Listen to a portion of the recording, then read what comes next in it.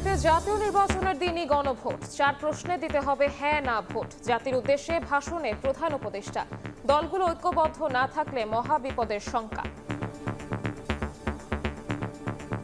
আগামী ফেব্রুয়ারির প্রথমার্ধে জাতীয় সংসদ নির্বাচন অনুষ্ঠিত হতে যাচ্ছে। জাতীয় সংসদ নির্বাচনের দিনেই গণভোটের আয়োজন করা হবে। রাজনৈতিক দলগুলোকে অবশ্যই ঐক্যবদ্ধ থাকতে হবে, তা না হলে জাতি এক মহাবিপদের সম্মুখীন হবে।